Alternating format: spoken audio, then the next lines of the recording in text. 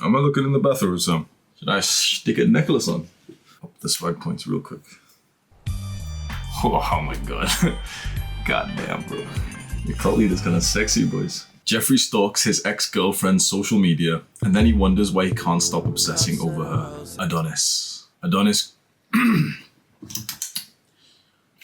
Adonis grieves the connection to his woman in a healthy way, and then he uses the 6-step breakup formula to move on and continue growing.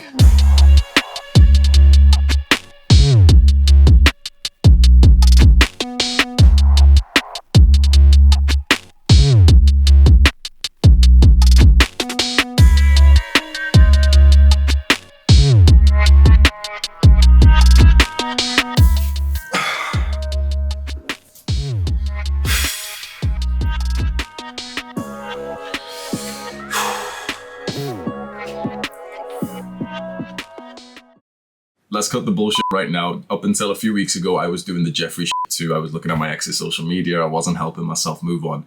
It was like mental torture. I got my act together, and now I'm going to teach you how to actually move on. And even if you're not going through a breakup, you probably will want to have this knowledge in mind. First of all, my name is Hamza. I help young men go through the Jeffrey to Adonis transformation through self-improvement. You're clearly interested in that. Scroll down right now. Click on the subscribe and the post notification button right now. It's a win-win for both of us. There's my baby. I can't even call her my baby girl anymore. Yeah, I'm still gonna do it. Yeah, she's watching this video, I can tell. Here's my baby girl. Me and her broke up in May 2021. So it was about 2 months ago. Now, for the first month, I essentially followed this formula that I'm about to teach you, and everything was fine. My productivity skyrocketed, and it actually felt like I kind of moved on pretty quickly. And then I went back on my word. I went back on this formula, and it honestly was like mental torture for the past month or so, where I did the exact opposite. I did the Jeffrey. I stayed in contact with her. We were messaging and everything, but that really made it more painful, like very, very painful. Like Sam will tell you himself, like I've actually been in a rut, like me. Like I make fun of the people who are stuck in a rut and you know, the Jeffries and shit. I've been in a rut for the last month. And that's because I just did everything wrong in the last month. I started speaking to my ex again. I started like obsessing over her, cuddling my pillow, thinking about her and everything. And so about 1-2 weeks ago, I followed the 6-step formula and everything's better, back to being productive, back to just being clear-headed and focused. And now I look back with like gratitude and positivity, but I'll be honest, I don't really look back that much anymore because I've been following this formula. Let's not waste any time. Here is the 6-step formula. Step number 1 is no contact. And I prefer and I heavily suggest that you block them on everything immediately. Now, all the red pill splurgs, no, don't block her because you're giving her some. I don't give a fuck about giving her the power of some shit, bro. This is about you being able to move on so you don't stay stuck in the obsessive stage after a breakup. Blocking her from everything is probably the best way. You can unfollow her if you want, but the thing is, you most likely will somehow see her online again. And that is what makes it worse, because put it this way, it's the internet that makes the breakup harder. Because it's unlikely that you're going to see her in person as anywhere near as much as you would see her on Instagram or on text. So no contact means literally no contact. You send the final message to each other or the final goodbye. And at that point, you preferably block them and you do not continue any kind of communication whatsoever. This is usually where the Spurgs, including myself, go back on their word. Because they say, oh yeah, this is the best way. And they're like, oh, but she has one of my hoodies. We have to do this thing. We have to do this. Like the amount of, should I tell you? I might even tell you this. I'll briefly tell you this story about my best friend in university. And I lost him to, let's say, a full-on trashy girl. And I still remember the day that he broke up with her. I was so proud of him. We're going to move up in the world and everything. And it was a shit relationship and everything, but yeah. And he looks at me and says, oh, bro, I've got to go over there to get my stuff. And I'm like, bro, don't.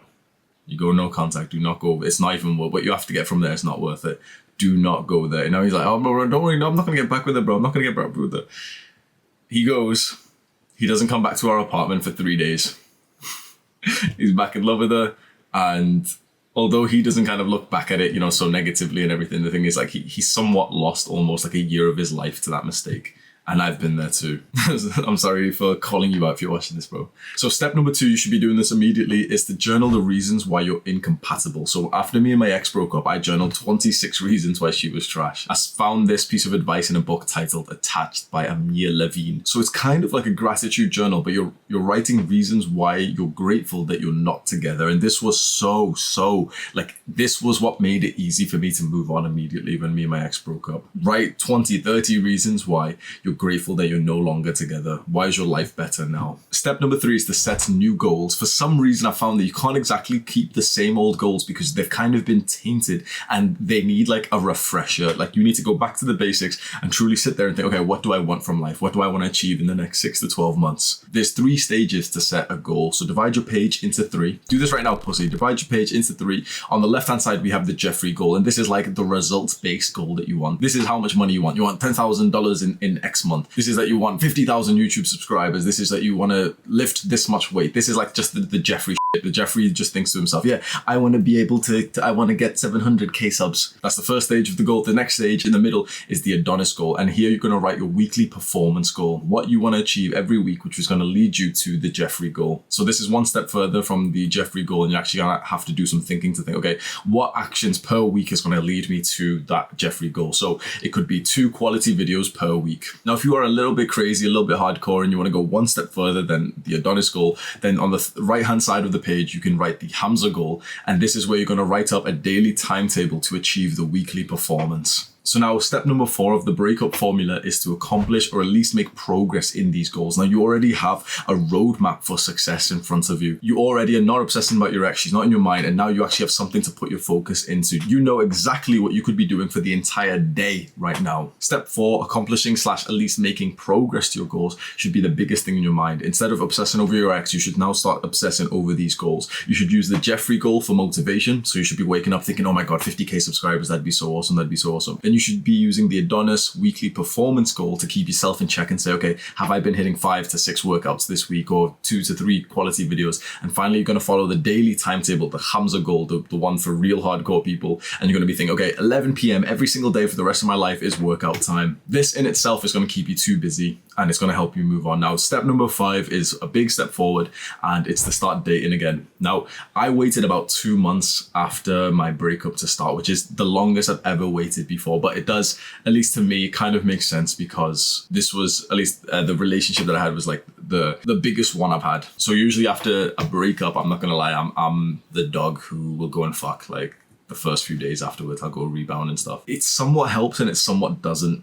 Like it can backfire. So this changes depending on personality and I'll go into them right now. But if you're like me, and you've got anxiety, you've got the anxious attachment style, if you find yourself overthinking about your partners, you're going to find that there's only one true helpful way to start dating again. And that is to actually get feelings for someone new and be excited by them. You'll find that if you rebound and if you just have casual sex with someone, you'll actually miss your ex even more because you'll literally have the physical elements with someone new and you'll literally be craving the emotional, the psychological reassurance of that need of connection, and it will backfire. So if you're like me, it's not the casual sex that you need. It's the actual intimacy and real connection. And that's what helps. And that, of course, can take time. So if you're trying to rebound immediately, then you're probably not doing it right. Now, if you're a bit younger and let's say less mature in your developments, you might actually find that just sleeping with someone almost immediately after will help you move on. I think that if that is the case, personally, I will insult you a little bit. I don't actually think that you had a very loving, connecting relationship, but you have to see what works for you. And I've done that enough times to know that just sleeping with someone after a breakup doesn't make me feel any better. It makes me feel worse, and it gives me like fuel to message my ex and kind of like just see more value in them. So I waited 2 months before I started dating again. And I'm very grateful that when I did start dating again, literally the first day I had with a new girl was terrific. I'm not gonna lie. And I went on a second date with her. I connected really well with her, and it's like now she's the one in my mind, and that's like I haven't exactly fully moved on from my ex. She pops into my mind, but I'd say most of the process has been completed now. I've started to feel like whole again. instead of feeling incomplete. And so finally, step 6 of the breakup formula, which, and this step, by the way, I hope you watch till this point, because step 6 you're actually going to do throughout the entire process. Step 6 is to get constant reassurance from friends and family and your social network. So honestly, for me, that's been Sam, the video editor. I've got love for this guy, man. We've literally been on a video call like almost every single day. Like he's been there. Like, what a guy, man, honestly. Love you, Sam. When I was writing the script, a quote came to mind by Anne Frank, and it was, "Paper is more patient than man." And so if you don't currently have the social circle or the friend or the family to speak about this breakup, because honestly, a lot of people don't, if you don't currently have people to speak to, journaling is as good. You can literally just journal how you feel, and you can constantly reassure yourself through the journal. Now, finally, what I will do for you is I have made a breakup channel on my Discord server. I'll have it linked in the description below. You can join for free. And in this one channel, you can talk about your breakups. And I'm sure that I think the channel is going to be pretty active, because I know a lot of guys are going through it, and it'll be nice to have like a central point where you can just go in and you can just write about your feelings and everything. You'll probably see me in there too. But honestly, just get yourself a guy like Sam. I was writing this script and I was like thinking about what I would say. And I really started tearing up with like happiness and gratitude that Sam is in my life, that he's genuinely become my best friend. Like we literally speak like every single day. He's kept me accountable to so much. He's the one person right now who knows unfiltered exactly what's going through my mind. He's kept me in check and everything. And the last 2 months, like dead ass, he has made such a significant difference in my trajectory, in my like mental well-being, because I've had a go-to guy to call and say, yeah, I miss my ex. Get yourself a guy like Sam. Do the hard work, especially when you don't feel like it.